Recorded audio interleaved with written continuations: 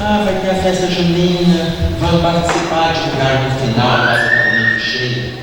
E aí a pessoa falou assim: você sabe, né, gente, que nós somos espíritos inferiores. Espírito inferior precisa da gente ainda se envolver. E eu fiquei com aquela informação que vai participar de festa junina é espírito inferior. Fiquei com isso na minha cabeça.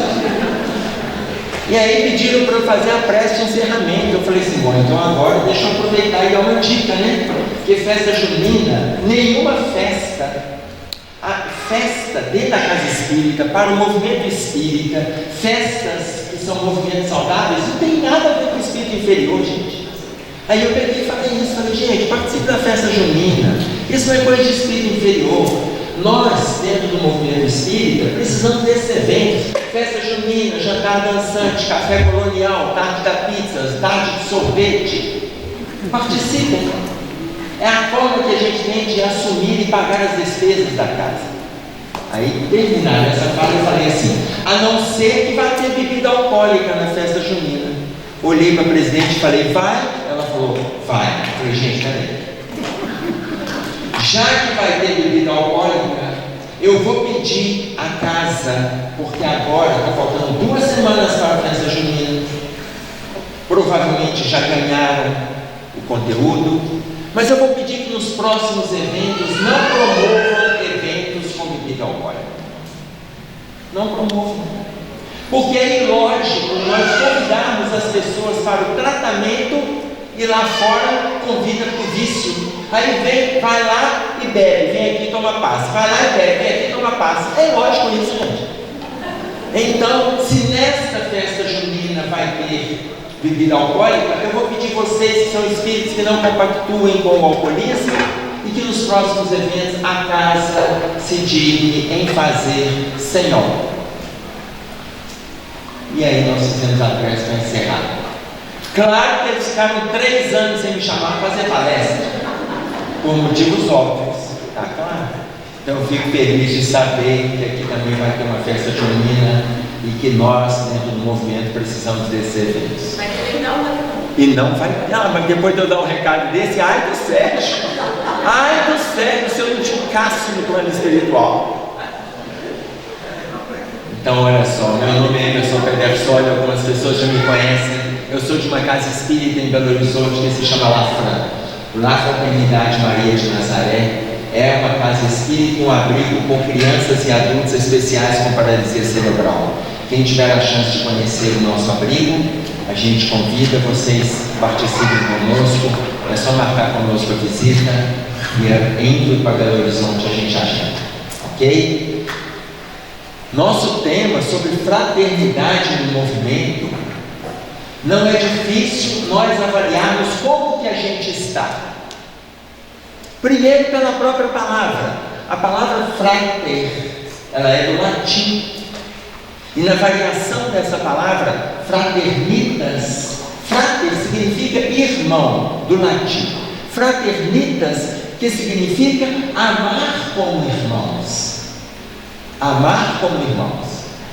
Claro que nós temos condições de fazermos esse movimento de amor dentro da nossa relação, muito mais do que quando a gente está com os irmãos consanguíneos. Concorda?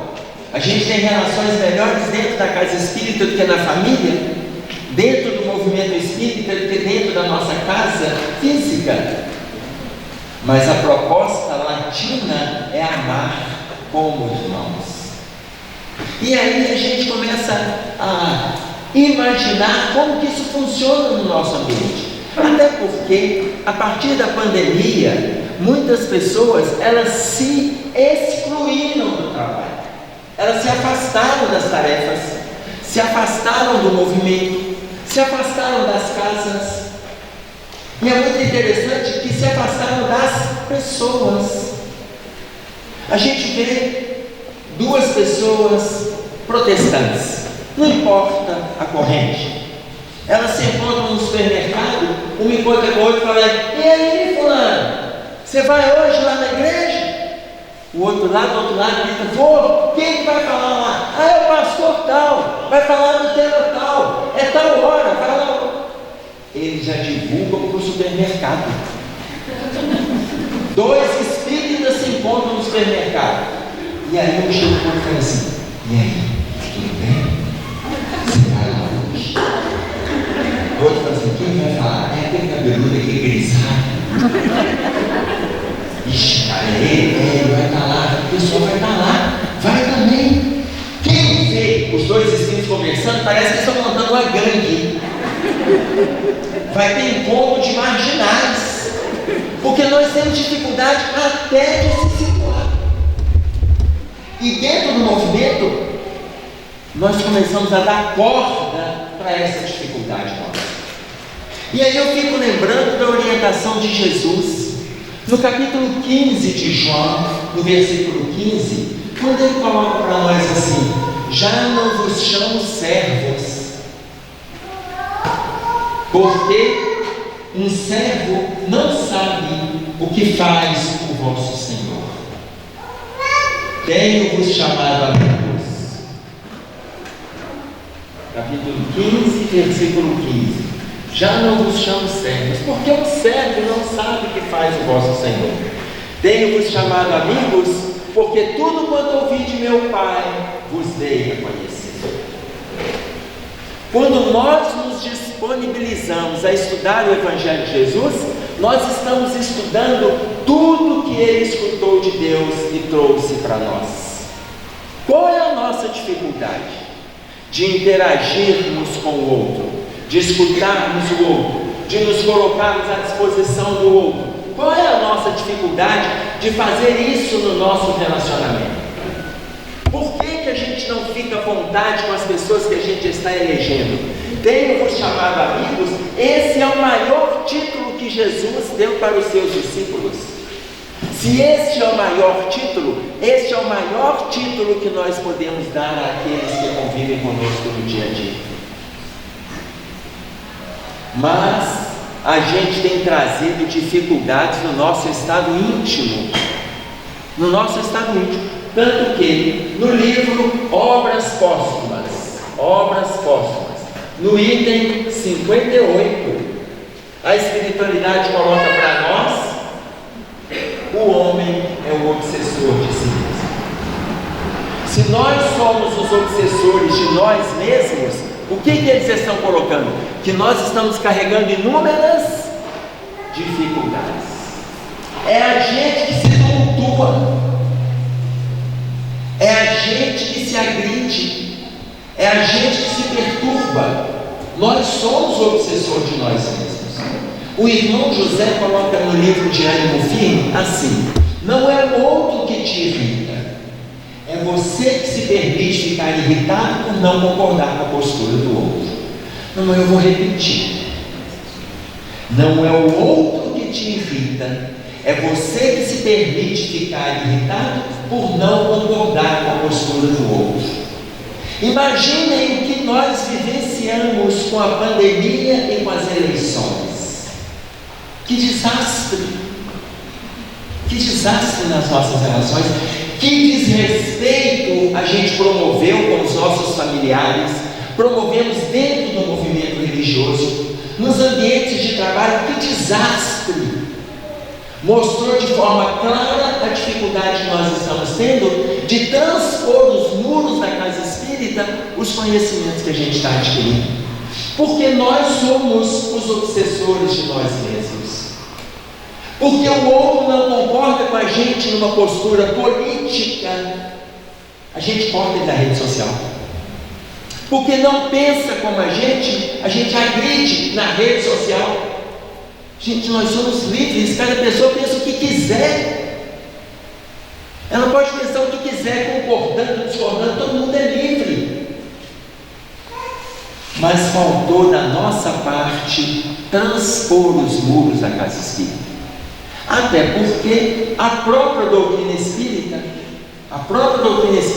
na parte da conclusão do Livro dos Espíritos, que é uma mensagem de Santo Agostinho, ele coloca para nós que não é para nos atentarmos com as questões políticas para não nos perdermos. Cada um preocupa com o seu posicionamento, independe independente de qual político ganha, qual político perde, o que você pode fazer em torno de você? O que a gente pode fazer? O que eu posso fazer diante das atividades que chegam para mim? Nós fizemos vídeos na época das eleições, fizemos 4 vídeos falando a respeito desse movimento. Oração à pátria brasileira, indignação, mas esse que a gente faz referência à fala de Santo Agostinho, a gente fala sobre a política dos espíritos, não é dos espíritas.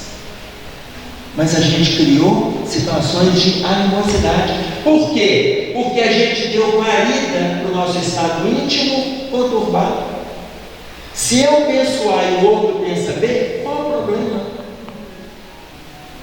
Eu gosto de pegar um exemplo que já passou na nossa época. Vocês lembram a época que a Dilma foi candidata à presidência?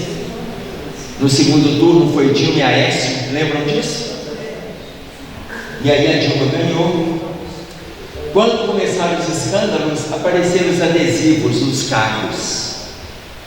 A culpa não é minha, eu votei no Aécio. Lembram desse adesivo? Lembram ou não? Lembram? A culpa não é minha, eu votei na Aécio. Um ano depois, 1 ano e meio, 2 anos, começaram a aparecer os escândalos do Aécio. Eu não vi nenhum cara com adesivo. Todo mundo tinha um adesivo. O que significa isso? Nenhum de nós tem razão. Só isso, gente. Cada um faz de conformidade com o seu estado íntimo, faz de conformidade com a sua consciência. A gente não precisa criar devaneios, não precisamos criar animosidade, não precisamos de discordar do outro. O que a gente precisa é aprender a respeitar o outro. É só isso. Nós temos um capítulo inteiro do Evangelho segundo o Espiritismo, capítulo 6, intitulado O Cristo Consolador. E o Cristo hoje, que a gente está vendo nas relações sociais, está consolando alguém? A gente se desespera, a gente agride, a gente cria situações de mal-estar, faz fofoca, abandona, volta atrás. A gente está precisando de aproveitar o consolo. A gente está aproveitando o momento nosso aqui na terra, mas por que desperdiçar? E aí trazendo isso para as nossas relações. Imagina o momento que nós temos hoje. Hoje nós estamos recebendo uma oportunidade. Oportunidade. Imaginem vocês, a palavra oportunidade, ela vem também do latim ob portus. Ob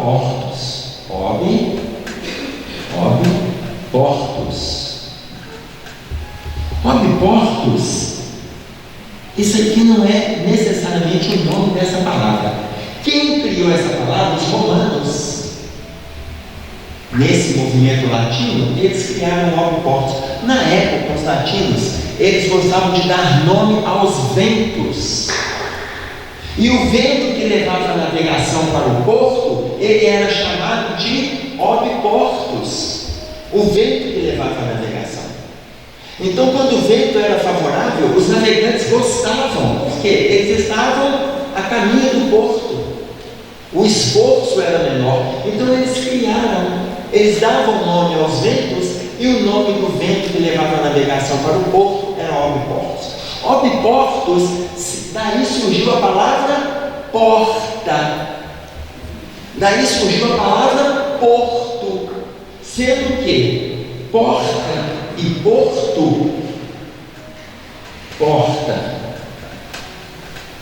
porto, dá origem à saída.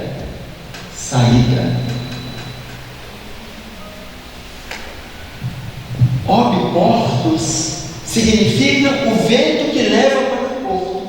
Levar para o porto é a saída para a terra firme. Era a saída do mar alto das experiências para o encontro com a família. Era a saída para o encontro com os amigos. Deu origem à palavra porta. Por quê? Porta é uma saída para uma nova oportunidade.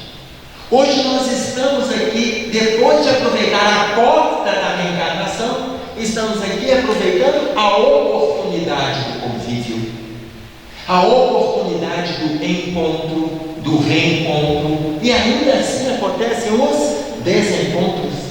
Então nós temos que aproveitar o vento favorável. Nós temos que aproveitar o vento favorável. O que está faltando para nós aproveitarmos o vento favorável? E aí eu quero pegar uma parábola que nós vamos entender como funciona no nosso estado íntimo, que é a parábola da dracma verde. Capítulo 15 de Lucas. São 3 versículos, versículos 8, 9 e 10. Qual é a mulher que, tendo 10 dracmas, se perder uma dracma, não acende a candeia e varre a casa e busca com diligência até encontrar? E encontrando, convoca amigas e vizinhas, dizendo: encontrei a dracma perdida. E aí ela encerra: existe alegria no reino de Deus por um pecador que se arrepende. A história que Jesus traz para nós. E aí eu quero colocar para vocês: o que é dracma? Com uma palavrinha, o que é dracma? Quem responde? Dinheiro, valor, moeda, dracma. Então olha, qual a mulher que tendo 10 dracmas? Por que Jesus fala a mulher? Não falou o homem. Qual a mulher que tendo 10 dracmas, se perder uma dracma, ela tem 10 dinheiros, 10 valores ou 10 moedas? Jesus falou qual a mulher que tendo 10 dracmas? Por que Jesus falou mulher e não falou homem?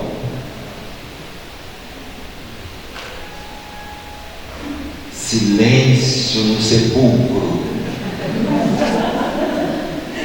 Por que Jesus falou a mulher? Vocês estão doidos para falar mal da mulher? Nós estamos num ambiente heterogêneo. Está doido para falar bem? Eu estava. Mulher é mais guerreira. Ela colocou bonitinho, não foi? Mulher é mais guerreira. Eu tive no outro grupo que falou assim: a mulher que vai atrás da moedinha. Eu falei: eu quero ver se cai no seu bolso ou você não vai atrás. Não, isso é diferente, você está perguntando. É porque Jesus não fez distinção de gênero. Qual é a mulher que, tendo 10 dracmas, qual o sentimento quando ele está fazendo referência à mulher? Ele está falando da mulher gênero, ele está falando de sentimento. Qual o sentimento que, tendo 10 valores, se perder um valor, não vai atrás? Qual o sentimento? Os nossos valores, eles estão interagindo o tempo todo dentro de nós. Qual o sentimento que, se perder um valor, não vai atrás? Continuando o versículo. Mas aí o que nós vamos fazer? Para que eu pedi o quadro? Eu vou anotar aqui 10 valores que você sabe que você tem. Me fale um valor que você faz um movimento de autoavaliação. Faz um movimento de autoavaliação. Me fale um valor que você tem. Este está consolidado, ninguém te tira. Este você lutou para conquistar e agora você sabe que tem. Me fale um valor que você tem.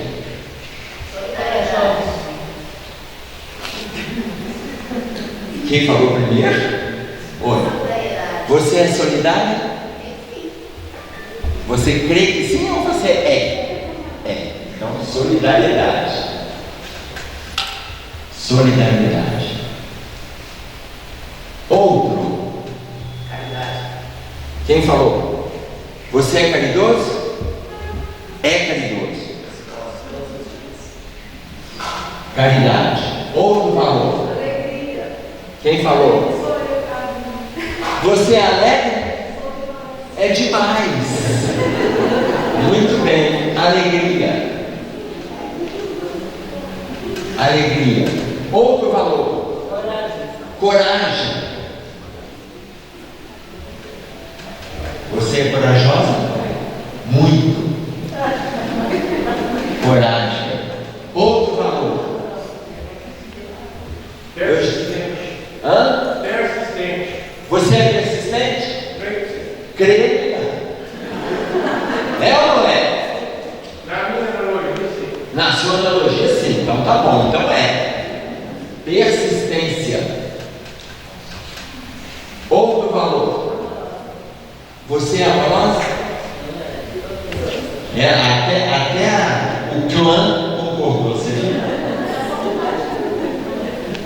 amorosa. Outro valor. Você é trabalhadeira? E é verdade. E ainda tem súdito, né? Trabalho. Outro? Determinação. Você é determinado? Mas determinado está junto da persistência. Você está de parabéns. Outro valor. Quantos tem? 1, 2, 3, 4, 5, 6, 7. Responsabilidade. Quem falou? Eurípides, você é responsável? Muito. Mas você é responsável, você não é obsessivo, não. Porque tem gente que é tão responsável que é obsidiado. Responsabilidade. Outro. Pontual. Pontual. Você é pontual? Sou. Pontualidade. É. Acabou? Tem 10? 1, 2, 3, 4, 5, 6, 7, 8, 9. Honestidade. Você é honesta? Vou te perguntar de novo. Ok. Honestidade. Honestidade. Olha a fala de Jesus, gente. Qual o sentimento que tendo 10 valores?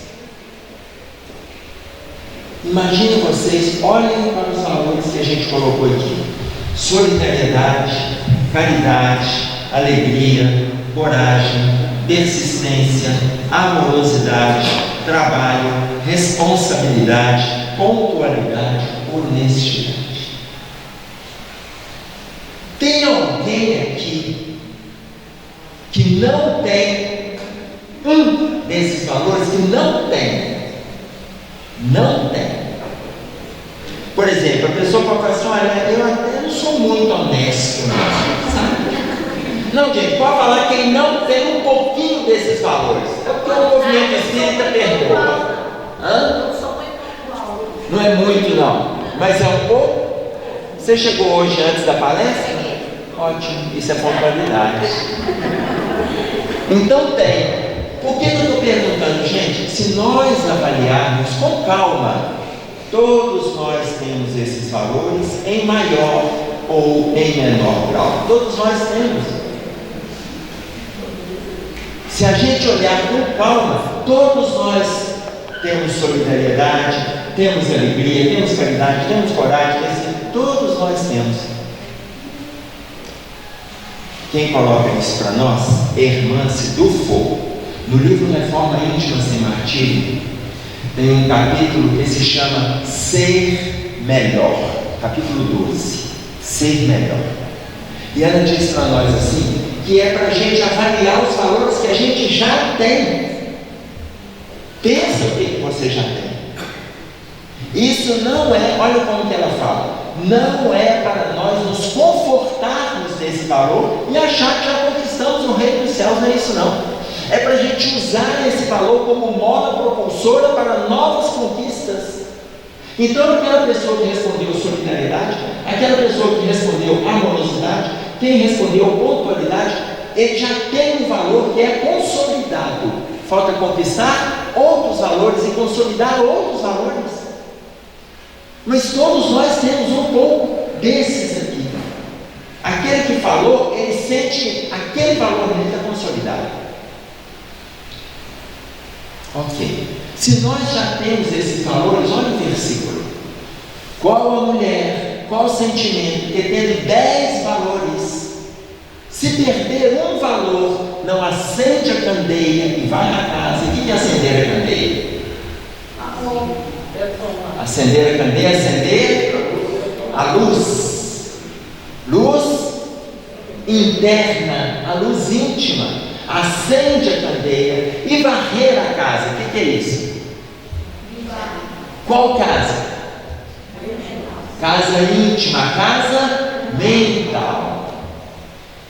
Limpa a sua casa mental. Eu acabei de fazer referência aqui ao desastroso movimento que nós fizemos a partir da pandemia e as relações políticas. Desastroso. Como mudar isso? Muda o seu estado íntimo, faz uma avaliação do seu estado íntimo e muda esses desvalores. Aprende a conviver com o outro, independente da forma que o outro pensa. Qual é o problema? Acende a candeia, acende a luz do seu estado íntimo, varre a casa, faz uma limpeza, vê aquilo que está incomodando, aquilo que está prejudicando, aquilo que te perturba e perturba os outros. Perturbador. Tira isso de dentro de você. Varre a casa e busca com diligência. Cadê? Busca com persistência até encontrar esse valor. Então, por exemplo, alegria. Busca. Gente, eu era tão feliz. Tem 2 anos que eu já não sorrio mais.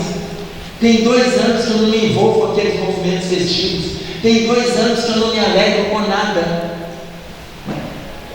Olha só o que Emmanuel falou para nós. Se pretendes, olha a frase de Emmanuel. Aliás, vou perguntar para você. Se a gente pretende fazer caridade, você pretende fazer alguma coisa por alguém, que valor que a gente tem que ter? Você pretende fazer alguma coisa por alguém, que valor que você precisa ter? Amor, humildade, o que mais? Fraternidade, o que mais? Paciência, vontade, desprendimento, empatia, generosidade. Gente, se a gente tiver que ter isso tudo, você precisa de fazer caridade, você já é um santo. Para ter isso tudo, gente, só santificado. Imagina você ter amor, humildade, paciência. Então, gente, tem algo mais simples que Emmanuel sugere para a gente fazer bem para o outro. Mais simples. Se quiseres, ele não fala se quiser não, se pretendes auxiliar alguém, comece mostrando alegria. Não ficou fácil fazer alguma coisa pelo outro? Ficou ou não? Vocês estão na dúvida. Vocês devem estar esperando nascer o amor, a humildade, a paciência, a resignação. Se pretendes auxiliar alguém, comece mostrando alegria. Não importa a função que você esteja.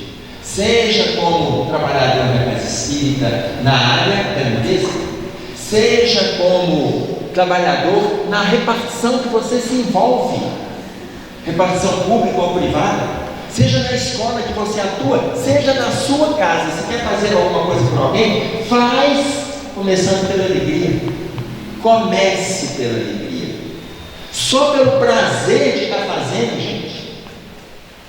Mas a gente faz e o outro não está nem aí. Isso não é problema seu. Não, meu não, seu.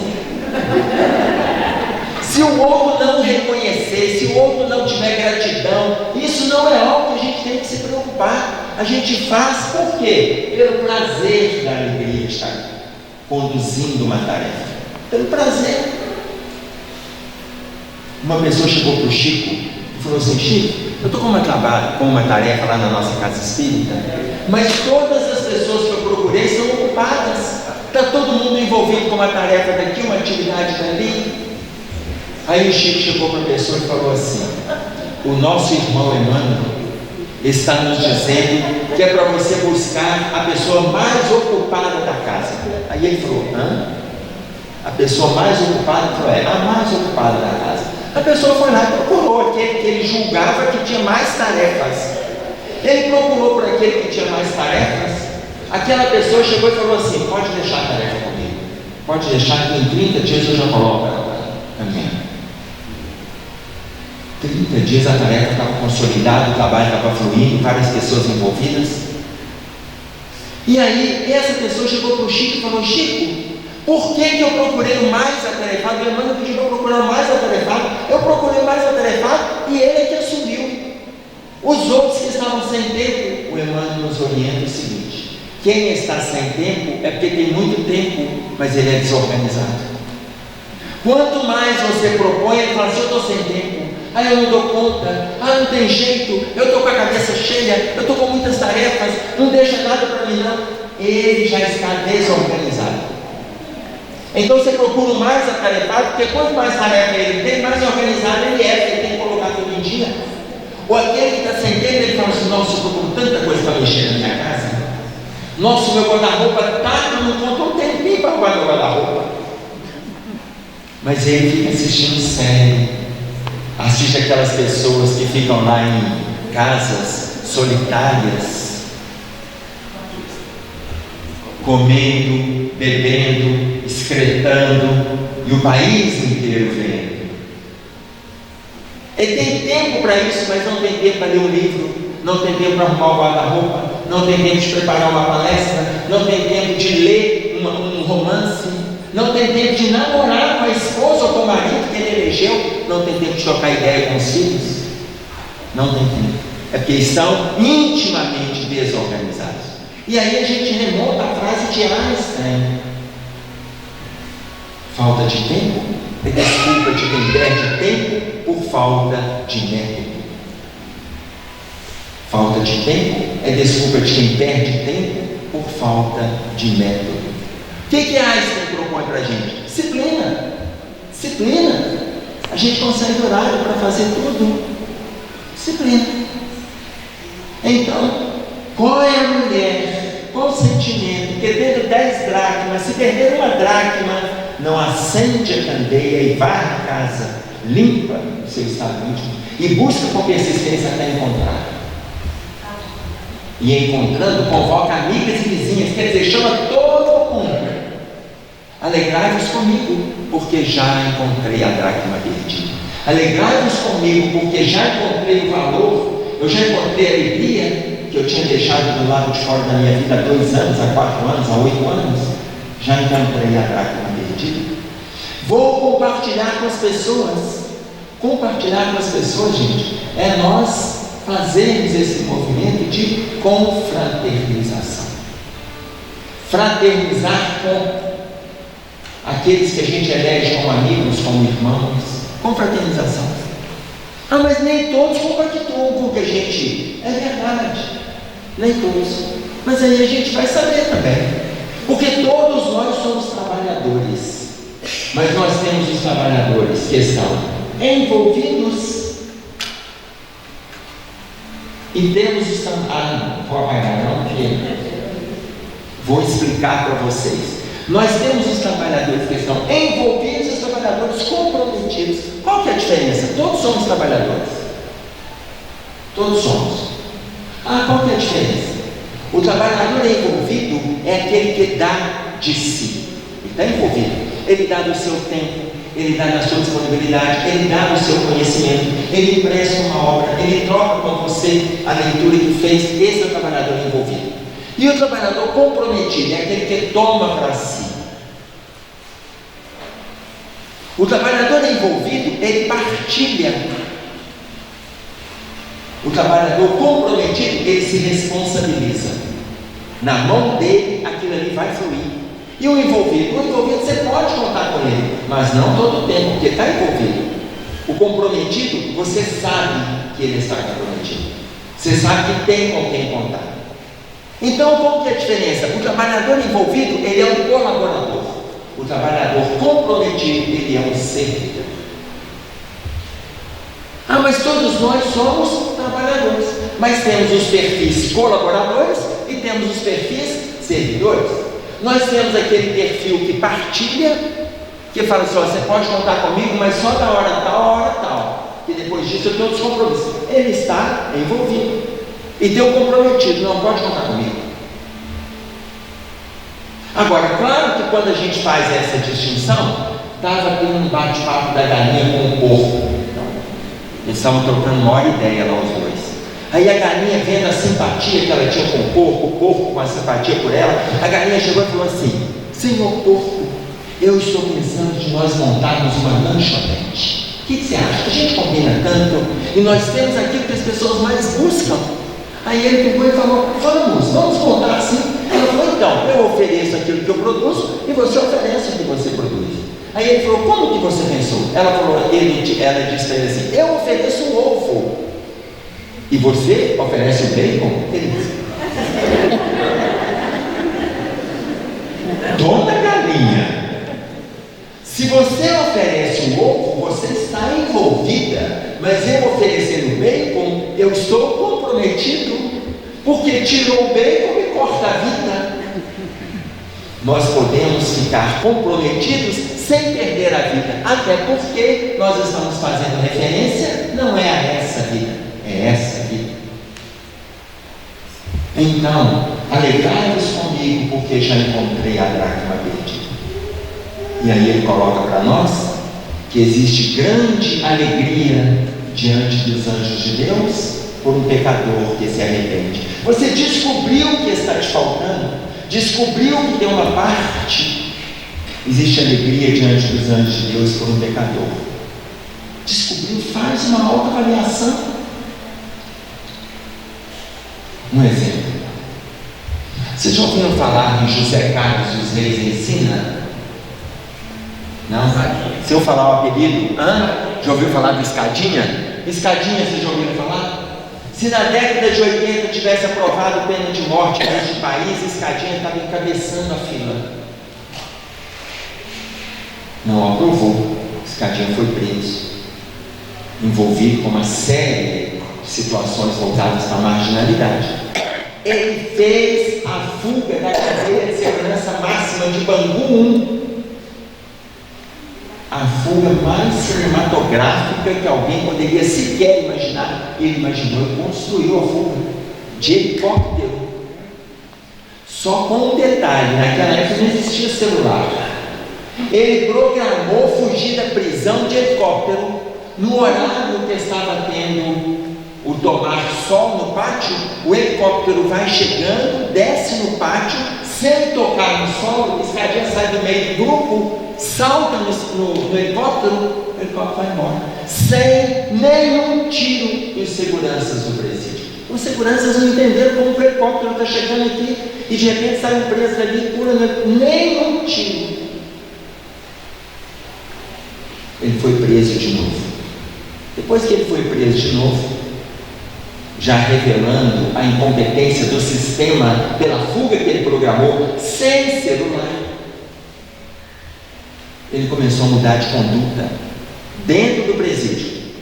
Ele começou a conversar com os outros presos, ele se colocou à disposição para tarefas, começou a lavar banheiro, começou a varrer o chão, começou a lavar roupa, foi para a lavanderia, depois foi para a cozinha, e ele foi diminuindo a sua pena, até que ele conseguisse a liberdade. Ele tinha que sair 8 horas do presídio e voltar às 18 horas, e todos os dias ele fazia isso. Ele saía 8 horas da manhã e voltava às 18 horas. Ele tinha que dormir no presídio. Quando ele fez isso, ele criou uma associação para discutir direitos dos taxistas.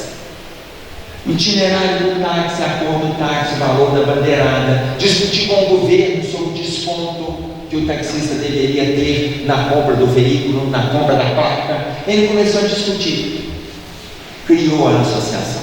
A associação consolidada, ele criou uma instituição só para atender crianças abandonadas, crianças que os pais já tinham morrido em criminalidades, assassinatos, vitimados pela droga, pelo excesso, pela overdose. Ele foi abrigando esses garotos na instituição que ele criou. Nessas idas e vindas, ele não parou hora nenhuma de trabalhar. Não parou. Só que em 2004 ele foi assassinado por um dos seus comparsas que não entenderam a modificação de Escadinha, não entenderam a mudança do seu estado íntimo, e ele foi assassinado pelas costas. Imaginem vocês a alegria diante dos anjos de Deus por um pecador que se arrepende. Ele cometeu diversas dificuldades, diversos transtornos, mas ao mesmo tempo, depois do engano que ele cometeu, ele foi recebido no plano espiritual, não com honras, mas com alegria diante dos anjos, por ele ter se arrependido. E ele usou o arrependimento dele para reconstruir. Enquanto ele esteve vivo, ele reconstruiu. Mas claro, volta para resgatar? Volta. Outro exemplo. No livro Voltei do irmão Jacó, conta uma história semelhante. Jacó estava na beira de uma praia, mais 3 outros espíritos, aguardando a chegada do Dr. Bezerra, com outros espíritos que iriam levá-los para o plano espiritual. E quando passa em estado de lucidez, quando chega no plano espiritual em lucidez, eles passam por uma ponte sobre um umbral. Dr. Bezerra chega junto com irmão Andrade e Marta, a filha de Jacó, que já estava desencarnada. Dr. Bezerra chega com os dois, conversa com Jacó, conversa com aqueles 3 que também tinham desencarnado e fala com eles: vamos fazer uma oração, nós vamos atravessar a ponte.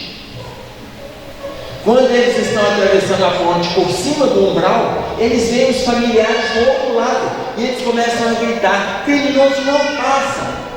Antes deles gritarem, aquele que estava atravessando a ponte, ele fica tão feliz quando ele vê, e ao mesmo tempo ele começa a entrar em sintonia com a treva, que ele fala: eu não mereço, eu não posso passar por essa ponte, porque eu matei na terra. Quando ele fala que ele matou, aí dá mais força para aqueles que estão lá embaixo nas trevas. Criminoso fica aqui entre nós, criminoso não passa. Dr. Bezerra reúne um grupo e começa a falar com eles: não entremos em sintonia com o grupo que está lá embaixo. Vamos fazer uma nova prece, porque nós temos os nossos queridos que aguardam por nós. Faz uma oração e eles continuam atravessando a ponte. Nisso, Marta, de braço dado com o pai dela, que é o Jacó, pergunta assim, conversando com o pai dela, o pai pergunta assim: filha, este homem cometeu um crime quando ele estava na terra? E ela fala: cometeu, papai. Quando ele estava encarnado, ele tirou a vida, determinando a morte de determinada pessoa. Só que ele se arrependeu do crime que ele cometeu, e ele viveu mais 30 anos após o crime. Esses 30 anos ele viveu se dedicando ao próximo. Ele trabalhou em favor das outras pessoas, e ele fez com que o trabalho em relação ao próximo fosse para ele o direcionamento para o bem-estar espiritual. E ele hoje está recebendo a mesma condição que o Senhor está tendo de atravessar por esta ponte. Embora o Senhor tenha trabalhado 52 anos em favor da doutrina espírita. Ele cometeu um crime, mas o movimento de arrependimento, o apoio que a espiritualidade nos dá, então perder algum valor e conquistar esse valor, a alegria diante dos anjos de Deus. Qual é a nossa dificuldade de assumirmos as nossas relações com os nossos amigos? Reconhecer o engano deles, reconhecer o nosso, não reconhecer o nosso neles. Entendam que André Luiz coloca para nós em relação a isso. Todos nós temos dificuldades. Todos nós temos dificuldades. No livro Sinal Verde, ele traz esta orientação. Todos nós temos dificuldades. Se nós estamos falando desse movimento de solidariedade, o que está faltando para a gente se unir? Ah, mas as pessoas não concordam com aquilo que eu estou colocando. Então senta e escuta a ideia do outro. Não concorda, deve ter uma ideia diferente. Agora, se não concordar e não tiver nenhuma ideia, faz aquilo que está sendo pedido. Gente, no movimento espírita não precisamos, se em lugar nenhum precisamos da competitividade, não precisamos da agressividade e muito menos da maledicência. Por que nós estamos fazendo isso com as criaturas? Por que nós estamos destruindo as relações que a gente está criando? O movimento hoje está pedindo para a gente solidariedade, está pedindo para a gente valores, ainda que ele não esteja sejam devidamente instalados. Mas qual o movimento que a gente precisa fazer? Oportunidade. Ó portas, use a porta do convite que você está recebendo para assumir as tarefas. Quem tiver a chance de ler o livro Os Mensageiros, os primeiros capítulos, mais especificamente do capítulo 7 ao capítulo 13, são experiências de pessoas que estiveram na terra e na hora de retornar ao mundo espiritual começa a se arrepender dos enganos, começa a se arrepender da consciência que tiveram, do conhecimento que tiveram e daquilo que não fizeram. E basta a gente pensar por que a gente acorda na hora da morte. Vocês já viram alguém, quem assiste, quem lida com pacientes terminais, trabalha em hospitais, como voluntário, como funcionário, seja médico, enfermeiro, fisioterapeuta, psicólogo, terapeuta ocupacional, na hora da morte, a pessoa chega e fala assim: doutor, me dá mais 2 dias, tenta vir 2 dias, aproveita que eu estou lúcido 2 dias, eu preciso reconstruir com a minha mãe, que tem 5 anos que eu não converso com ela, e ela está vindo do interior.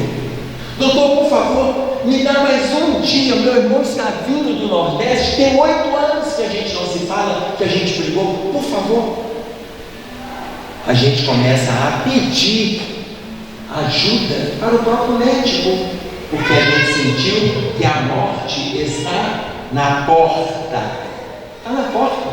Mas por que a gente precisa esperar esse movimento e não fazermos isso hoje? O que nós estamos esperando para abraçar as oportunidades? O que a gente está esperando para abraçar as oportunidades? O outro, ele tem tantas oportunidades quanto nós. E aí, Madre Teresa, perguntaram para Madre Teresa assim: Madre, a senhora ora? Ela falou assim: oro. E o que a senhora fala com Deus? Ela falou assim: nada. Não? A senhora não fala nada com ele? Não. E o que ele te responde? Ela respondeu assim: nada. Mas como é que a senhora ora? Eu fico calada. Ele me conhece, eu fico calada. Porque existe uma diferença. A pergunta que a pessoa fez foi: a senhora ora? A maioria de nós não oramos, a maioria de nós rezamos. Ah, mas tem diferença? Tem diferença. A palavra rezar vem do latim, que significa recitar, repetir, decorar. E muitos de nós rezamos. Jesus não ensinou para a gente a rezar, Ele ensinou para a gente a orar. No capítulo 6 de Mateus, quando Ele vai escrevendo para a gente o Sermão da Montanha, que em Mateus compreende os capítulos 5, 6 e 7, no capítulo 6, no versículo 6, Ele fala: e tu, quando orares. No versículo 9 Ele fala: e vós orareis assim. No versículo 8 ele diz: e quando estiver orando. Ou seja, o tempo todo ele usa a palavra orar e não rezar. Ah, mas tem diferença então? Tem. Rezar é repetir. E orar? Orar vem do latim oro. Oro, de oralidade. E aí o próprio Cristo coloca: a boca fala o que o coração está cheio. Então avalie como está o seu estado íntimo e ora, conversa com Deus, fala do seu estado íntimo. Quando Madre Teresa diz que ela ora, ela silencia e Deus entende.